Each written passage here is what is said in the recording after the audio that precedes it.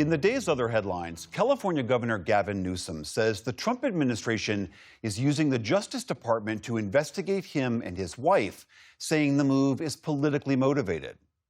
Donald Trump isn't just coming after me because of my mean tweets. He's coming after me because I'm considering running for president, because he hates that I've consistently called him out over and over again for his lies and deceit. Newsom says that in recent days, federal agents have knocked on the doors of friends and former employees looking for records of an unspecified crime. The Democrat also likened himself to former FBI Director James Comey and other Trump foes who have been targeted by the DOJ. But a source tells the NewsHour that there are at least 2 ongoing probes into those close to Newsom, which originated with prosecutors in California, not in Washington, D.C. The U.S. military says a B-52 Stratofortress bomber crashed shortly after takeoff in California's Mojave Desert today. Aerial footage from the scene shows smoking wreckage near Edwards Air Force Base, which is about 100 miles north of Los Angeles. Officials at the base wrote on social media that, quote, emergency crews immediately responded to the scene and the situation is ongoing. There was no immediate word on whether anyone was hurt. The B-52 is typically crewed by 5 people and is a long-range bomber that first entered service in the 1950s. In Missouri, federal investigators were on the scene today of a plane crash that killed 12 people, including the pilot. Authorities say the plane was taking off for a skydiving trip yesterday when it went down soon after takeoff in Butler, Missouri, which is about 70 miles south of Kansas City. A local official says the pilot may have been trying to reach a nearby road when the aircraft stalled and crashed. The company that operates the plane says the local skydiving community is in shock.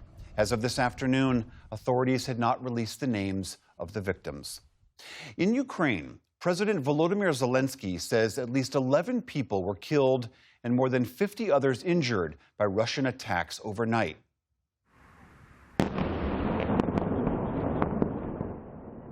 In Kyiv, explosions could be heard as strikes hit a number of apartment buildings. A cathedral in one of the city's most revered religious sites was also set ablaze. It's part of an 11th century monastery complex, which is one of the most sacred landmarks in Eastern Orthodox Christianity. The head of the complex called for those responsible to be, quote, condemned forever. This is one of the most renowned examples of Ukraine's cultural and historical heritage that Russia is targeting precisely to destroy it. In doing so, it is not only destroying Ukrainian heritage, but also world heritage, posing a challenge to the entire world. Also today, Ukraine formally opened the first phase of membership talks with the European Union. Officials called it a Rubicon moment for Ukrainians, as that country's leadership tries to further tie its fate to the West. Health officials working in the Democratic Republic of the Congo say the true scale of the Ebola outbreak is still unknown.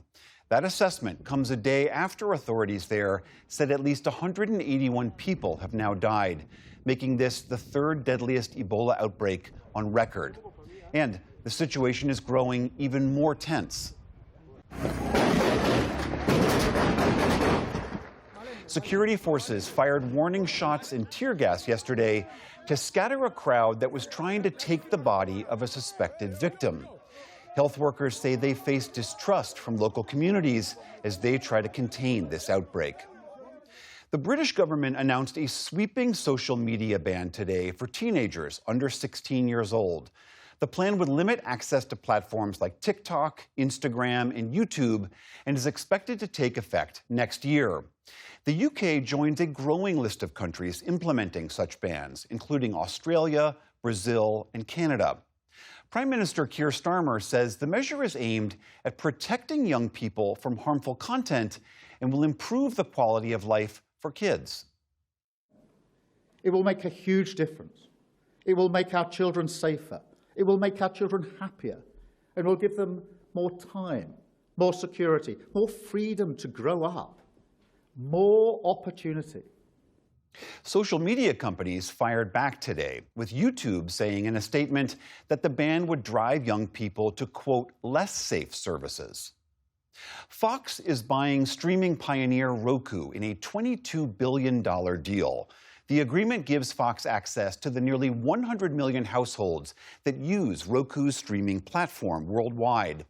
In a statement, Fox and Roku said the combined company would be the third largest player in the U.S. television market, as measured by viewership. Meantime, on Wall Street today, stocks rallied on news of that tentative deal between the U.S. and Iran. The Dow Jones Industrial Average rose nearly 470 points on the day. The Nasdaq jumped nearly 800 points, or more than 3%. The S&P 500 also started the week sharply higher. And Abdullah Ibrahim, the world-renowned South African jazz pianist, has died.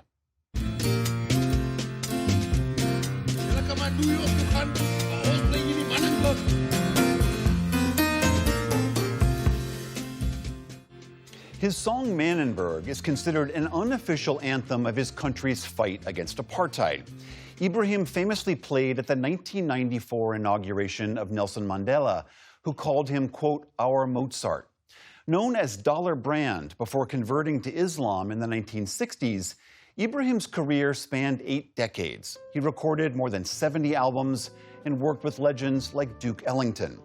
In 2019, he was named a jazz master by the National Endowment for the Arts. His family says he died in Germany after a short illness. Abdullah Ibrahim was 91 years old. Still to come on the NewsHour, our Politics Monday team, Amy Walter and Jasmine Wright, break down the latest political headlines. A new, more effective sunscreen ingredient prepares to hit the shelves. And NBA champions, the New York Knicks, celebrate the end of a 53-year title drought. This is the PBS News Hour from the David M. Rubenstein studio at WETA in Washington, headquarters of PBS News. Support journalism you trust. Support PBS News. Donate now, or even better, start a monthly contribution today.